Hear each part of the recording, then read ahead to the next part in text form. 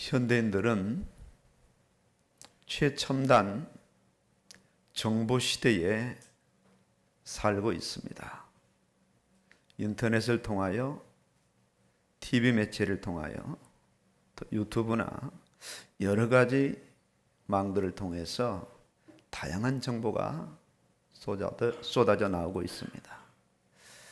사람들의 이 관심은 자신에게 어떤 정보가 중요한가, 그 정보에 귀를 기울이고 그 정보에 시선이 가고 마음이 집중될 수밖에 없습니다.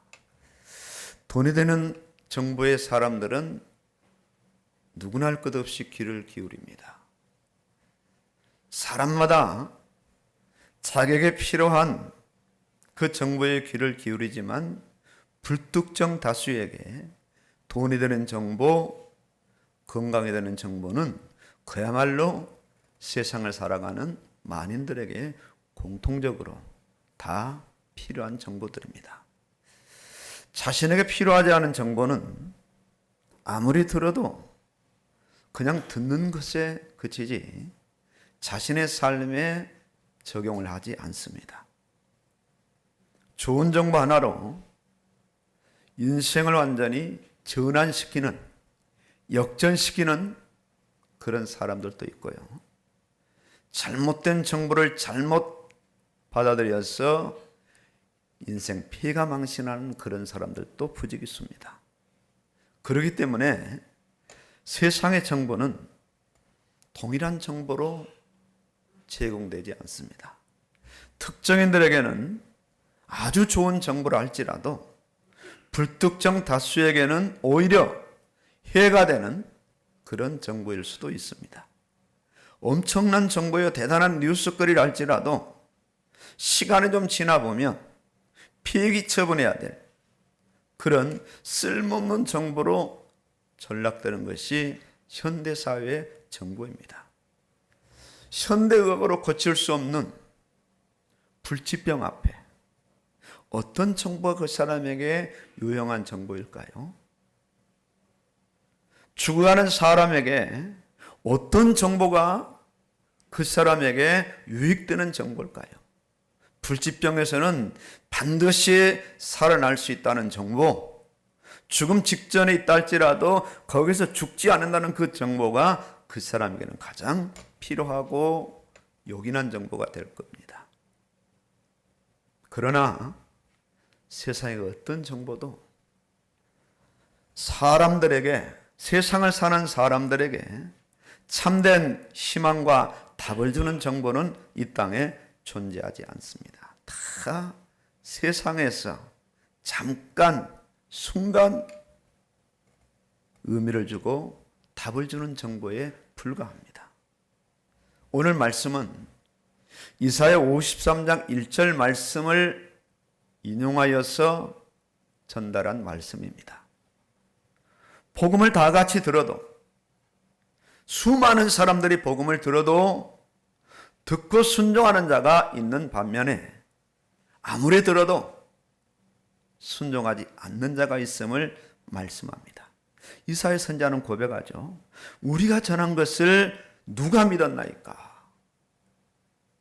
이 말을 바울이 그대로 받아 인용하면서 그러므로 믿음은 들음에서 나며 들음은 그리스도의 말씀으로 말미암았느니라. 자, 믿음이 어떻게 형성이 되는가? 믿음이 말씀을 들어야 믿음이 형성되는데 어떤 말씀을 들어야 믿음이 형성되는가? 오늘 분명한 답을 제시합니다. 그리스도의 말씀을 들어야 믿음이 형성됨을 오늘 본문에서 정확하게 선포를 하고 있습니다. 지극히 당연한 말씀입니다. 맞는 말씀입니다. 그토록 많은 말씀을 들음에도 믿음이 나지 않음은 어떤 이유에서일까요? 어떤 이유? 이 부분은 분명하게 짚고 넘어가야 될 아주 중요한 대목입니다. 아니, 평생을 말씀을 들었는데 왜 믿음이 형성되지 않을까? 왜? 오랫동안 신앙생활을 했는데도 믿음이 형성되지 않는다면 그야말로 얼마나 안타깝고 억울한 일이겠어요. 자신의 믿음에 문제가 있는가? 아니면 그리스도의 말씀에 뭔가 문제가 있는지 꼭 짚고 확인해야 될 인생에 어쩌면 가장 중대사항이 됩니다. 왜냐하면 인생들에게 하나님의 말씀은, 곧 그리스도의 말씀은 가장 중요한 의미가 되거든요. 인간은 하나님의 말씀을 반드시 들어야만 되는 그런 존재입니다. 자원적으로 듣지 않는다면 강제적으로라도 어떤 문제와 사건을 동원해서라도 반드시 필연적으로 절대적으로 인간은 하나님의 말씀을 들어야만 되는 그런 존재예요. 이것이 인간에게는 어쩌면 거룩한 운명이라 할 수도 있고 대단히 큰 특권이 되며 들어도 되고 안 들어도 되는 선택사항이 아니라 반드시 들어야 되는 절대사항이 됩니다. 왜냐하면 하나님의 말씀은 인간이면 곧 그 말씀이 하나님입니다. 하나님 이렇게 눈에 보이도록, 육신의 눈에 보이도록 현현하지 않습니다. 눈에 보인다면 하나님이 아니죠. 무용의 하나님으로 하나님을 대변하고 하나님을 드러내고 나타내고 하나님의 뜻을 인생들에 전달하는 그 매체가 바로 하나님의 말씀, 곧 그리스도의 말씀입니다. 그 말씀을 잘 받아 그 말씀을 잘 듣고 말씀대로 인생을 꾸려 나갈 때, 살아갈 때 그 말씀이 인간을 하나님과 가장 친밀한 이 관계 유지가 되도록 포도나무와의 가지처럼 떨어질 수 없는, 분리할 수 없는, 멀리할 수 없는 그런 관계로 밀착시켜주는 그 의미가 바로 말씀이거든요. 듣고 순종한 말씀이 관계회복뿐만 아니라 그 인간을 가장 능하게 복되게 하는 말씀이 됩니다. 열매가 맺혀집니다. 아무것도 할 수 없는 그 인간이 말씀 안에 거하면 불가능이 없는 모든 것을 알 수 있는 그런 존재로 반드시 변화되게 되어 있거든요. 하나님이 주시는 모든 복을 누리게 하는 참된 의미를 말씀은 부여합니다. 인간을 주시는 하나님의 말씀이 인간을 인간 본연의 인간답게 하는 최고의 정보이며 메시지이며 복음이 됩니다. 복음, 복된 소식. 쉬운 예로 이 세상에서 그 전달된 정보 하나가 돈이 되고 건강이 되고 행복이 된다면 그 사람에게는 그 정보가 그야말로 세상의 최고의 정보가 될 겁니다. 그것이 그 사람에게는 복음입니다. 가장 복된 소식입니다. 첫 창조된 인간은 하나님의 말씀을 듣는 것이 저들의 인생 자체요, 존재 자체요, 살아가는 삶의 이유와 존재하는 존재 목적이 되었어요. 당신이 왜 사는가? 하나님 말씀 듣기 위해서 삽니다. 당신은 왜 이 세상에 태어났는가? 하나님 말씀 듣기 위해서 태어났습니다. 왜 이런 문제와 사건을 당합니까? 하나님의 말씀으로 살아가라고 문제와 사건을 주셨습니다. 이렇게 고백할 수 있는 존재가 이 세상에서는 유일하게 인간밖에 없습니다.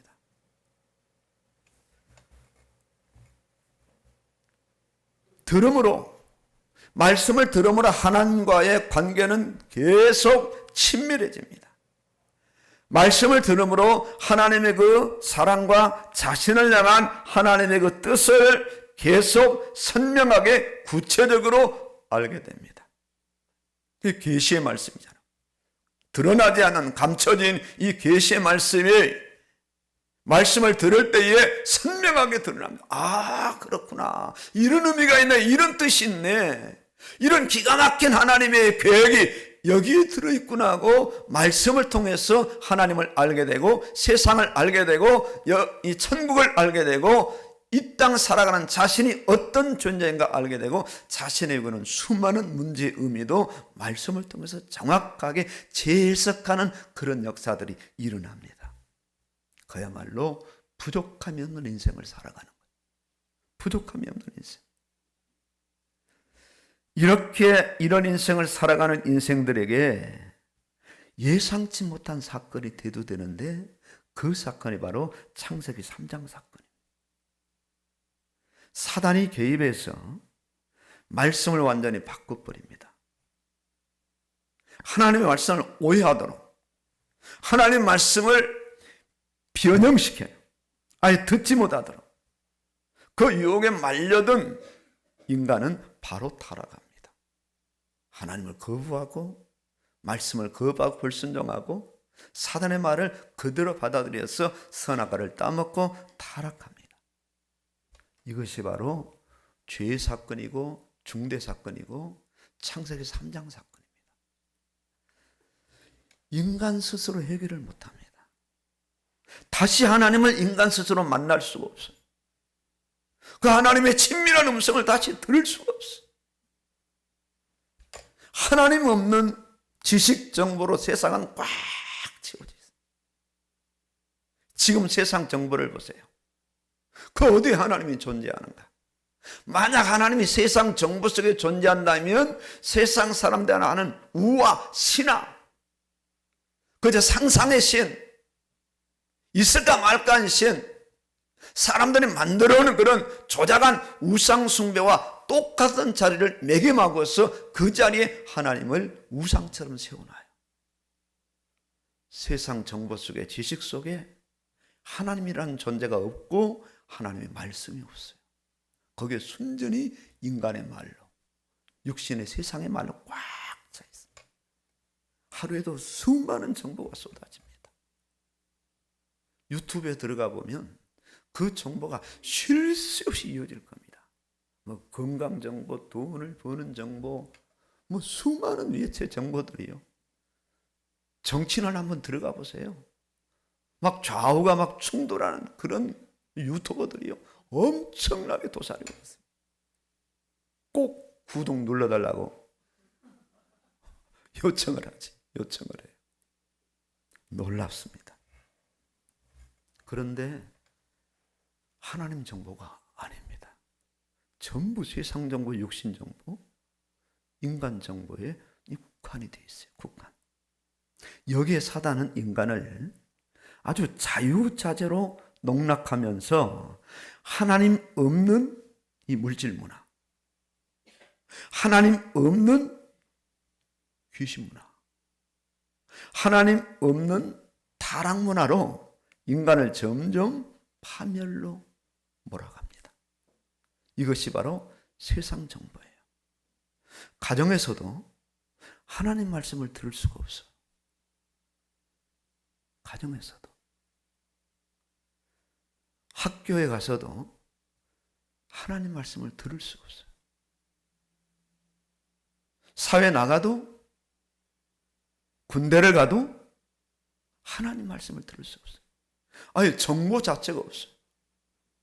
정보 자체가 없어요. 온통 사람의 말만 들려져요. 어떻게 하면 인간답게 살 것인가? 어떻게 하면 부모에 효도하고 나라에 헌신하며 좀 괜찮은 인간으로 살 수 있을까? 이런 교육을 20년 가까이 집중적으로 방학 빼고 다 받습니다. 이런 교육. 철저하게 하나님 없는 지식, 하나님 없는 정보, 더 나아가서 하나님을 대적하는 그런 정보로 인간은 20년 가까이 쇠뇌당합니다. 집중적으로. 철저하게 인본주의로 굳어지고 자기 중심으로 세워져요. 이거 나이가 들수록 전도가 안 돼요. 왜? 그 사람 안에 하나님 없는 지식과 정보와 문화로 꽉 채워져 있기 때문에 그 정보, 문화, 지식이 무너지지 않는 이상은 결단코 항복하지 않고 승복하지 않아요. 한 영혼을 전도하는 게 얼마나 어렵습니까? 이런 세상에 소망을 찾아볼 수 없어요. 그야말로 길도 없고 답도 없고 참된 진리와 자유가 없어요. 그저 시집가고 장가가고 돈 벌고 건강하며 자기 의를 이루고 자기 이름을 드러내고 자기 명예를, 자기 권력을 추구하며 이 세상을 살아가는 것이 인간 최대의 소원입니다. 이렇게 복음이 들려지지 않는 세상에 하나님은 아주 오래전에, 이 세상이 만들어지기도 전에 하나님의 영원한 그 세계 속에서 하나님은 계획하셨어요. 하나님이 세상을 이처럼 사랑하사 독생자를 주셨으니 누구든지 저를 믿는 자는 멸망하지 않고 영생을 얻게 하려 하심이라. 그야말로 복음 중에 복음입니다.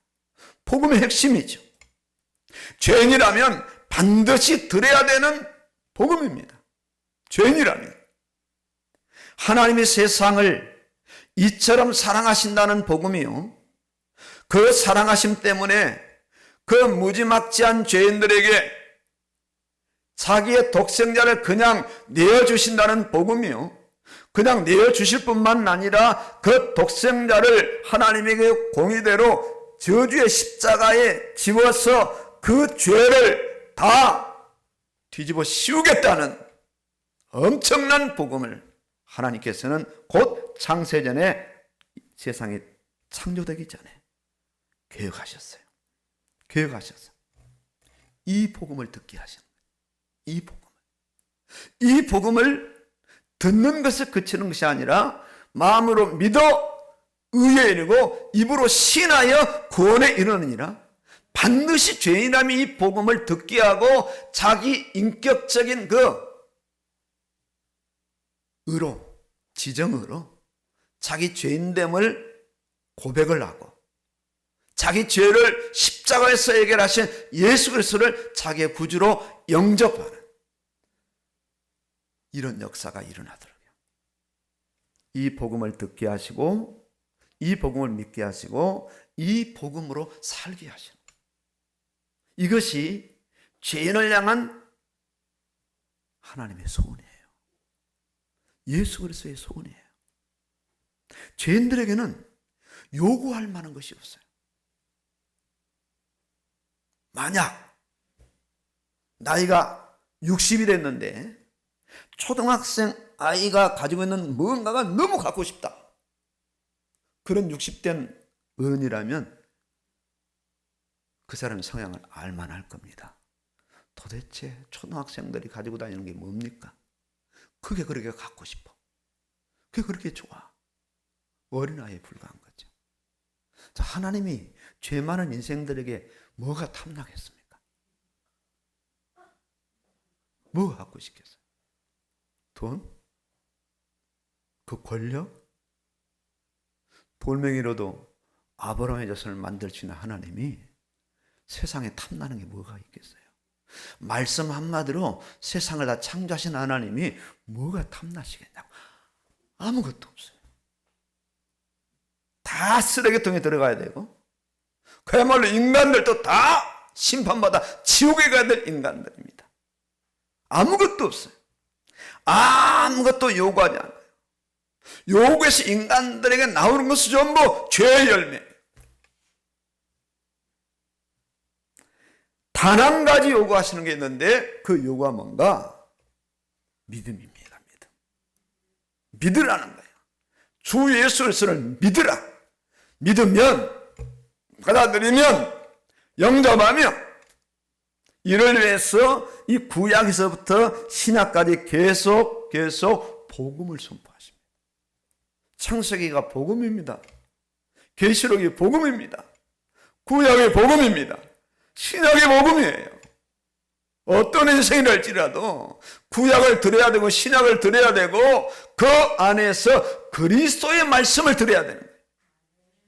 구약을 요약하고 짜고 짜서 냈더니 누가 나오는가? 그리스도가 나옵니다. 신약도 마찬가지. 하나님께서 인간이 창조되고 인간이 세상에 존재하는 그날까지 하나님이 하시는 사명은 뭔가? 복음입니다. 계속 시대마다 복음을 전가합니다. 지독하게 인간이 복음을 안 듣거든요. 아주 두 귀를 딱 막고 복음을 안 듣어요. 전부 세상 지식, 세상 정보에 눈을 열고 귀를 열어서 거기에 골몰하지 하나님의 정보에 귀를 기울이지 않아요. 계속 귀를 여는 작업, 마음을 여는 작업. 안 되니까 막 깨트려 나가시는 거예요. 하나님께서 옆으로 치고 뒤로 치고 앞으로 치고, 안 되니까 자식을 치고 부모를 치고, 안 되니까 저금 통장을 치고 막 건강을 치고, 여러 가지 하나님의 방법을 동원하셔서 어떻게 하는 그 끼어진 틈 사이로 복음이 들어가도록, 그리스도의 말씀이 들어가도록. 그래서 고백하자. 어느 날 나는 알았네. 주가 그리스도 되심을. 어느 날 안 거예요. 만신창이가 다 깨어졌어요. 그만큼 인간이 집요합니다. 절대 자기가 그동안 애써 모았던 세상 정보, 이 지식 정보를 내어놓지 않아요. 하나님은 집요하셔요. 66권 말씀을 한 영혼이 사는 그 짧은 유혹이 안 돼 계속해서 반복해서 전달하시고 증거하셔요. 반복해서. 제가 좀 즐겨 듣는 한 분 메시지가 있는데 그분 메시지는 다 똑같아요. 어떤 메시지를 들어도 똑같은 방향으로 진행이 돼요. 결론은 예수님이에요. 십자가예요. 다른 거 절대 증거하지 않아요. 이게 진짜 복음이구나. 뭐 여러 가지 다양한 부분 아닙니다. 복음만 듣기에도 짧은 인생이라. 복음만 듣기에도. 구약의 39권의 말씀을 허락하시고 신약의 27권을 허락하셔서 도합 66권을 허락하셨어요. 때론 소수에게 다수에게. 예수님 당시에도 성경을 기록하는 자들이 서기관이었어요. 그들이 얼마나 정성을 다하고 힘을 다해서 기록했느냐. 아예 여호와 하나님이 나오는 그 단어는 다시 손을 짚고 마음을 가다듬고 기록을 했다고 하죠. 그런데 그들이 누구를 거부했느냐? 그리스도를 거부했어요. 서기관들이. 성경을 필사하면서 성경에서 핵심으로 말하는 복음 중의 복음인 그 그리스도를 이들은 듣지 않고 잊지 않았고 구원에서 멀어져 나갔어요. 그렇게 정성을 다해 성경을 필사하고, 당시 바리새인들은 아주 성경을 철저히 지켰어요. 곡식까지도 11조를 다 했어요. 아마 어쩌면 곡식 나라를 셌을지도 모르고 정확한 무게 설정을 했을 겁니다. 그런 자들은 구원받지 못했어요. 왜? 듣지 않았거든. 들리는 소리가 있는데도 다 거부하고 전부 반박했어요. 말씀대로 이 땅에 오신 예수님을 철저하게 외면했어요. 나사렛 이단이다. 신성 거부자다. 귀신 들린 귀신 들려 귀신을 쫓아내는 자다. 여러 가지 의미를 부여해서 거부하고 또 거부하다 마침내 십자가에 지우는 법정에까지 끌고 와서 예수 그리스도를 십자가에 못 박았어요. 서기관들, 바리새인들. 믿음은 들음에서 나요. 이 듣는 것이 얼마나 중요한가. 들음은 그리스도의 말씀으로 말미암는다. 그러나 집중해서 확인해야 될 그런 부분은 오늘 16절입니다. 16절에 그러나 그들이 다 복음을 순종하지 아니하였도다. 이사야가 이르되 주여 우리가 전한 것을 누가 믿었나이까 하였으니. 이 바울이 이사야서 3장 1절 말씀을 인용해서 이 말씀을 기록하면서 바울도 철저하게 인식했을 겁니다.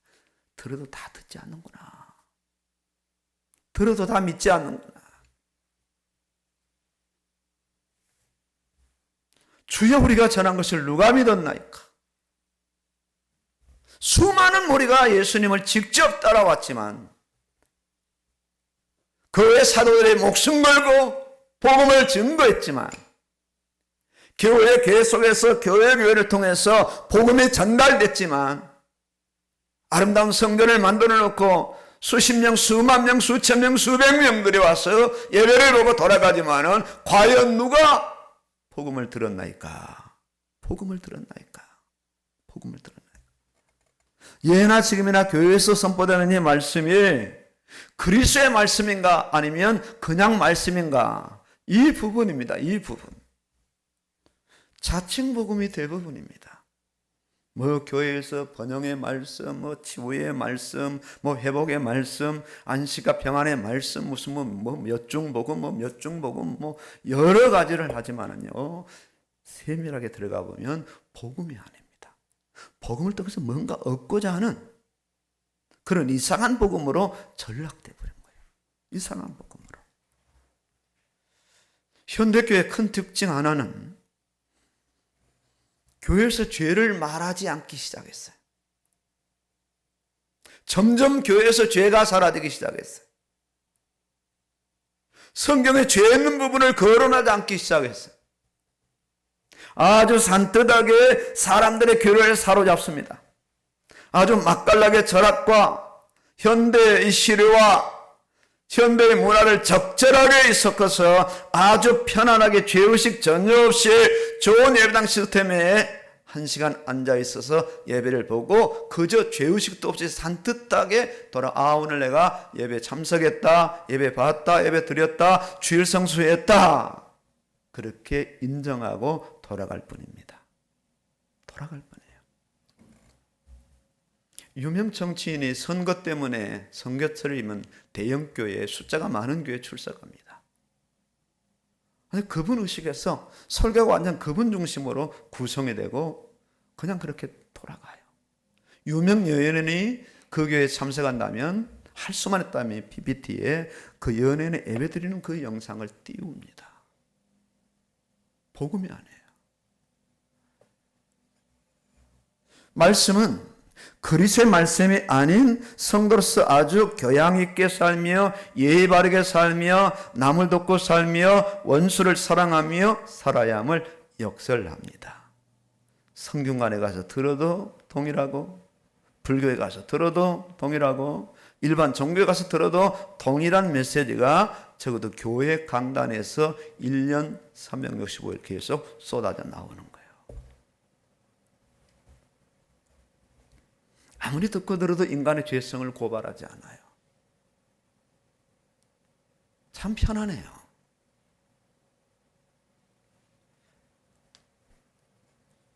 죄가 성립되지 않으면, 죄가 연관되지 않으면 그리스도의 복음이 설 자리가 없습니다. 십자가가 설 자리가 없어요. 복음은 어디에 집중하고, 복음은 어디에 들려지고, 복음은 어디에 정착하는가? 아주 기초적인 부분이지만 대단히 중요한 부분입니다. 복음은 의인들에게는 적용되지 않습니다. 복음은 깨끗하다고 자부하는 사람들에게는 결코 적용되지 않습니다. 복음은 어디에 적용되느냐? 죄인에게 적용됩니다. 나는 십자가 아니면 살 수 없어요. 예수님 없으면 살 수 없어요. 나는 죄밖에 없어요 하는 그런 고백하는 자리에 감히 거룩한 십자가, 이 복음 중에 복음이 그 자리에 적용되어서 마침내 용서와 화해와 화목과 화평과 하나님과의 친밀한 교제가 그 고백 속에서 일어나기 시작합니다. 일어나기 시작해요. 깨끗하고 의롭게 산다는 바리새인에게 복음은 절대로 단 한마디도 들려지지 않았어요. 그 복음이 이단으로 들려지고 귀신의 소리로 들려지고 나사렛 예수로 들려지고 거짓 복음으로 들려졌어요. 누가복음 18장 11절의 말씀처럼 하나님의 날은 다른 사람들과 토색, 불의, 간음을 하는 자들과 같이 아니하고 이 세리와도 같이 아니함을 감사하나이다. 옆에 보니까 세리가 앉아있네. 기분 나쁘게. 저 죄밖에 없는 세리가 앉아있어요. 나는 저와 같지 않아요. 나는 일에 2번이나 금식하고 11조하고 토색 불의하지 않고 간음하지 않고 얼마나 깨끗한데, 이때 세리는 감히 하늘을 쳐다보고 눈을 못 뜹니다. 저는 죄밖에 없습니다. 불의한 자입니다. 저 바리새인 하나 말이 맞습니다. 저는 죄밖에 없습니다. 주여 저의 죄를 용서하여 주시옵소서. 여기에 복음이 집중하고 복음이 연관되고 하늘나라가 바로 너희 것이라 예수님이 칭찬하셨어요. 믿음은 이렇게 들으면서 나는 거죠. 어떻게 죄인이 구원받을 수 있는가? 그리스도의 말씀을 들어야 돼. 그리스도의 말씀을 들어야 돼. 로마서 10장 9절로 15절까지 이 부분에 대해서 아주 명확하게 정확하게 선포합니다. 내가 만일 내 입으로 예수를 주로 시인하며 또 하나님께서 그를 죽은 자 가운데서 살리신 것을 내 마음에 믿으면 네가 구원을 받으리라. 사람이 마음으로 믿어 의인이고 입으로 시인하여 구원에 이르느니라. 누구든지 그를 믿는 자는 부끄러움을 당하지 아니하리라 하였느니라. 유대인이나 헬라인이나 차별이 없습니다. 한 무리신 주께서 모든 사람에게 주가 되사 그를 부르는 모든 사람에게 부여하시도다. 아주 정확하죠. 13절에 누구든지 주의 이름을 부르는 자는 구원을 받으리라. 14절에 그런즉 그들이 믿지 아니한 이를 어찌 부르리요? 듣지도 못한 이를 어찌 믿으리요? 전파하는 자가 어찌 믿으리요? 보내심을 받지 아니하시면 어찌 전파리요? 아주 복음을 심층적으로 계속 증가하다가 오늘 드디어 본문에 이르게 되는 거예요. 이렇게 그리스도를 전할 때 마음으로 믿고 입으로 시인하면 구원을 받고 구원받은 자가 계속 믿음이 영성되려면 계속 그리스도의 말씀을 들어야 된다. 그리스도의 말씀을 들어도 반응하는 자가 있고 계속 들어도 반응을 전혀 하지 않는 자가 있죠. 십수년 교회를 나와도 그리스도의 말씀에 반응하지 않으면 그 사람에게 그리스도가 원하시는 그 믿음은 형성이 될 수 없는 거예요. 믿음은 이 말씀은 그리스도의 말씀, 믿음을 계속 불어넣죠. 믿음의 필수 양식이 되죠. 믿음은 영의 활력을 불어넣습니다. 이 말씀을 들을 때 이 믿음의 힘이 공급되고 말씀을 들을 때에 영의 세포들이 막 예민해지고 살아나고 활력을 얻게 되죠. 말씀을 들을 때 중대한 깨달음이 오고 말씀을 들을 때에 상식 밖의 대단한 상황도 드디어 결단하게 되고 행동하게 돼요. 우리 교회 이제 고등학생인 희주가 이제 취업을 하려고 시험을 쳤잖아요. 이 코레일이라는 아주 큰 회사에 합격이 됐는데 이 면접이 주일입니다. 주일날 가야 돼요, 안 가야 돼요? 고민이 되잖아요. 어떻게 해야 됩니까? 본인이 결단하고 안 간 거예요. 이게 반응한 겁니다. 반응한 거예요. 이렇게 환경과 사건 속에서 믿음에 예배되는 그 일을 중단하고 어렵고 힘이 들어도 믿음으로 나가게 돼요. 믿음으로. 자신의 감정이나 결심이 발휘된 것이 아닌 믿음이 발휘된 것이요, 이 믿음은 그리스도의 말씀을 듣고 서서히 이 심 활력을 얻게 되는 거죠. 오늘 이 성령은 바울에게 로마에 갈 것을 명령하셨어요. 바울은 헬라를 떠나서 이방 교회들이 모금한 헌금을 모아서 예루살렘 교회에 전달한 뒤에 로마에 갈 작정이었습니다. 그 전에 로마에 가기 전에 로마에 있는 성도들이 전달된 말씀이 바로 로마서입니다. 로마에 있는 성도들에게 가장 필요한 것이 복음임을 깨닫고 복음의 핵심적인 부분을 전달하는 데 바울이 힘을 썼어요. 그동안 여러 교회에서 전달했던 복음을 이렇게 심층적으로 다 모아서 전달한 것이 바로 로마서 1장에서 16장까지예요. 세상은 여전히 세상 정보에 집중합니다. 왜 그럴까요? 그것이 자기들에게는 복음이기 때문에 그래요. 복음이면 누가 뭐라 해도.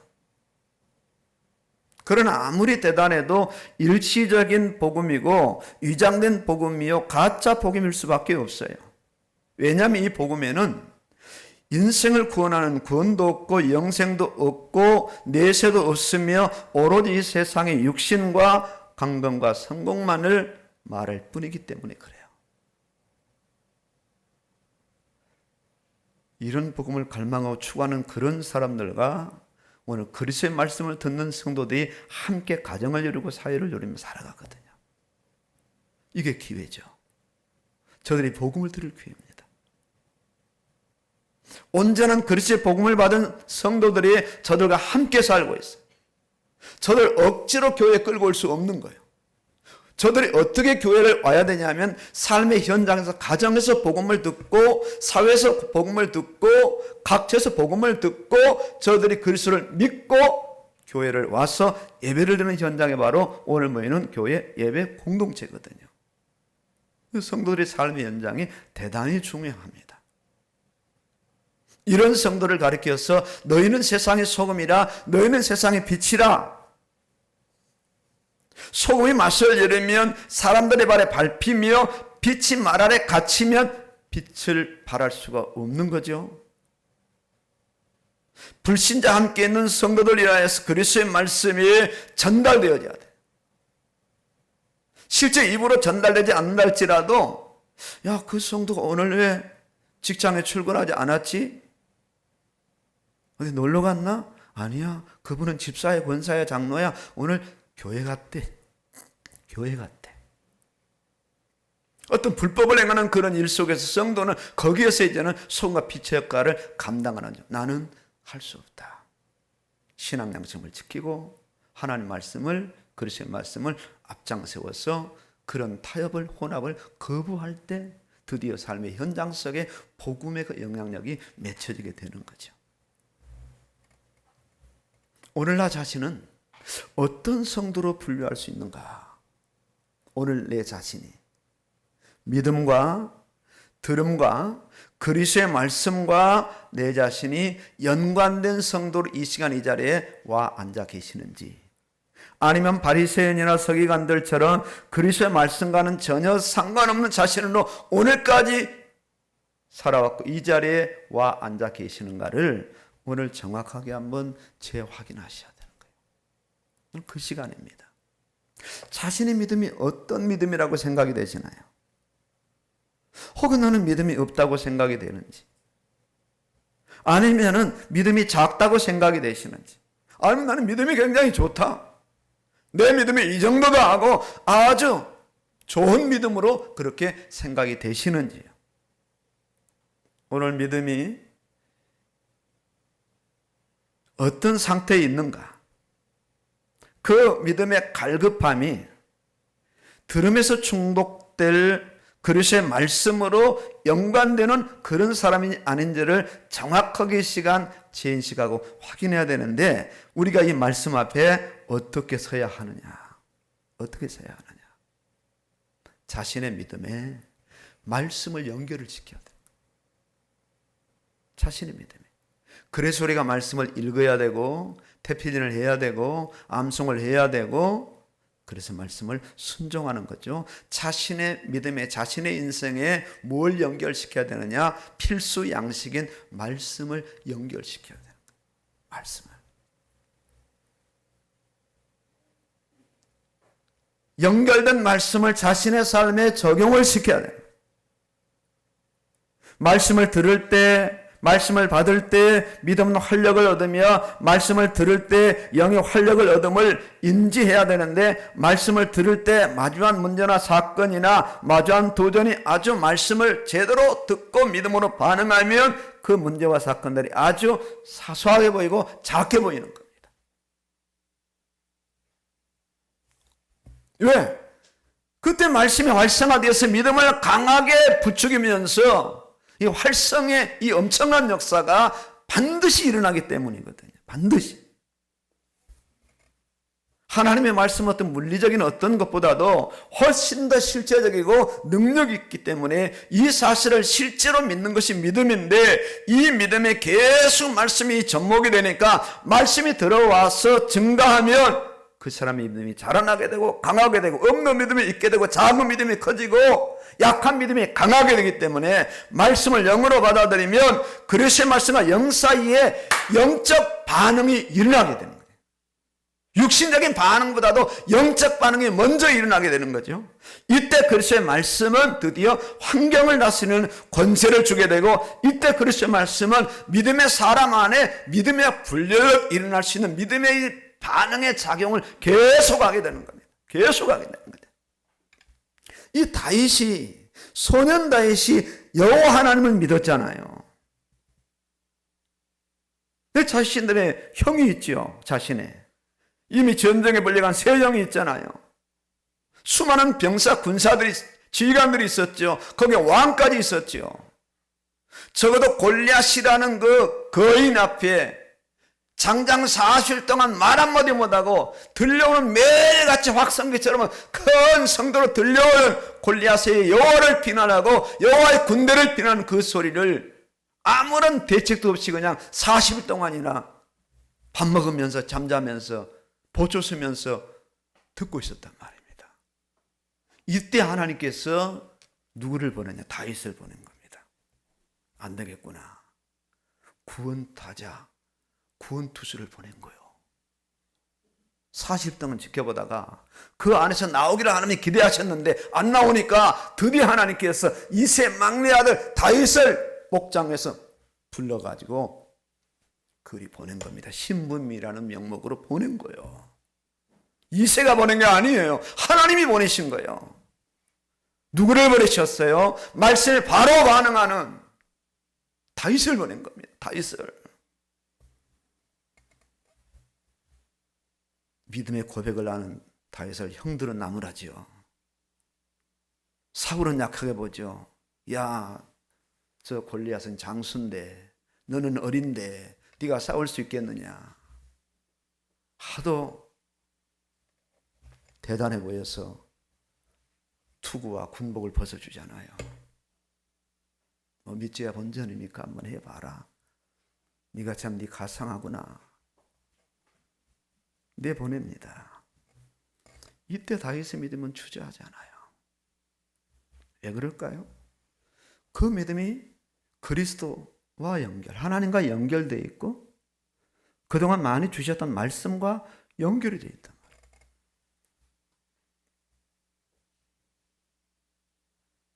그러니 골리앗 앞에 어떻게 나갑니까? 당당합니다. 갑옷, 투구 다 벗고 그저 목동의 옷을 입고 손에 들린 것은 물매입니다. 주어든 돌은 5개야. 그리고 나가는 거예요. 말씀으로 그대로 고백하며 나가죠. 이런 사람을 하나님이 원하시는 거예요. 이런 믿음을 원하시는 거예요. 이런 믿음을. 계속 그리스도의 말씀을 들으면 없던 믿음이라 할지라도 형성이 되고요. 계속 그리스도의 말씀을 들으면 작던 믿음이 커지고요. 계속 그리스도의 말씀을 들으면 약한 믿음이 강력하게 되어져요. 강력하게 돼요. 그 성도가 할 일은 뭔가? 어쨌든 그리스도의 말씀을 들어야 돼. 어쨌든 이 교회가 장로교회인가 순복음인가 성결교인가 합도인가 통합인가 그것이 중요한 것이 아니라 과연 이 교회에서 어떤 말씀이 강단에서 계속 선포되고 있는가, 저 주야종을 통해서 어떤 말씀이 들려지고 있는가, 거기에 집중하는 성도가 어떤 성도인가? 성령의 사람이에요. 성령의 사람이에요. 일반적인 말씀이 아니에요. 그리스도의 말씀에 집중하고 그리스도의 말씀을 들어야 돼. 그리스도가 구원받은 성도들에게 하시는 말씀이요, 자기 뜻이나 자기의 욕망을 이루고자 듣는 말씀이 아니라 순전히 주님의 뜻을 이루기 위한 그 말씀이고, 자신의 그 그리스도를 믿는 믿음을 키우기 위한 그 말씀이란 말이에요. 그 말씀으로 인하여서 그리스도를 향한 믿음이 커지는 것이 그리스도의 말씀의 특징이에요. 너희는 먼저 그의 나라와 그의 의를 구하라. 그리하면 모든 것을 너희에게 더하여 주시리라. 더하여 주시리라. 그리스도의 말씀을 계속 들으면 어떤 경우에도 그리스도를 포기하거나 그리스도를 배신하지 않고 내 뜻이 아닌 그리스도의 뜻을 이루기 위해서 나아가는 사람이 되어지는 거죠. 나아가는 사람이 되어지는 겁니다. 자, 그래서 언제나 그리스도의 복음과 자신의 믿음이 일치하며 언제나 그리스도를 믿고 그리스도를 전하는 일에 자신 인생의 우선순위가 되고 삶의 이유가 되는 거죠. 어떻게 하면 내가 예수 그리스도를 잘 믿을까?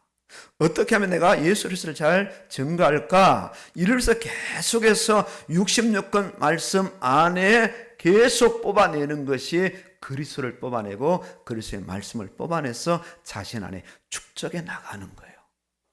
우리가 66권 성경을 전체 다 알 이유가 없습니다. 그건 어떤 면에서는 우리에게 필요하지 않은 그런 부분도 많이 있는데, 그 전체를 우리가 계속 듣는 것은 그 안에 감춰진 이 계시의 말씀, 그리스도로서 우리 안에 듣기 위해서 축적하기 위해서 계속 우리가 66권 말씀을 듣는 거죠. 듣는 거죠. 저는 오늘까지 목회를 하면서 이 욥기서를 설교하기가 대단히 어려워요. 야, 이 부분을 어떻게 적용 설교할까? 제가 거의 욥기는 설교하지 않을 겁니다. 힘이 들어요. 내가 어느 사람 입장에서, 새 친구 입장에서, 아니면 욥의 입장에서, 하나님 입장에서 말씀을 전가할까? 정말 이 가늠을 가늠하기가 쉽지 않아요. 어쨌든 66권 말씀을 주신 것은 그 안에서 그리스도의 말씀을 축적해 나가도록, 뽑아 나가도록, 그리스도의 뜻을 알 수 있도록 66권이라는 그 어마어마한 말씀을 우리에게 허락하여 주신 거예요. 허락하여 주신 거예요. 다 필요한 말씀이 그 안에 그리스도 말씀 계속 우리에게 들려주시는 거죠. 들려주시는 거죠. 이렇게 나아갈 때 그 사람 믿음이 큰 믿음이 되고 강한 믿음이 되어지는 거죠. 이 세상에서 많은 사람들이 복음이라는 말씀을 증거하는데, 이 사도 바울 당시에도 얼마나 많은 사람들이 교회를 열고 말씀을 증거했습니까? 그러나 그게 아닌 거죠.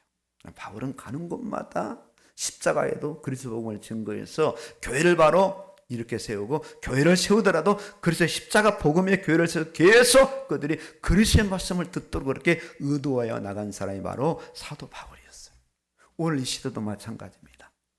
우리가 오늘까지 신앙생활을 감당해 왔지만 내 안에 얼마나 그리스도가 서 계시는가, 그리스도가 원하시는 말씀이 내 안에 축적되어서 그리스도를 믿는 믿음으로, 마음으로 믿고 입으로 신하여 구원을 받고, 믿음은 들음에서 나고 들음은 그리스도의 말씀으로 말미암다는 이 말씀이 나에게 얼마나 상관하며 살아가는가가 내 인생의 삶의 목적이 되는 거예요. 어찌하든지 66권 성경 전체에서 그리스도의 말씀을 듣는 저 여러분이 세워질 때 우리의 인생은 믿음의 활력을 얻고 가는 것보다 믿음으로 승리하는 그런 역사가 일어날 줄로 확신합니다. 승리하시기를 주의 이름으로 축원합니다. 아멘입니다.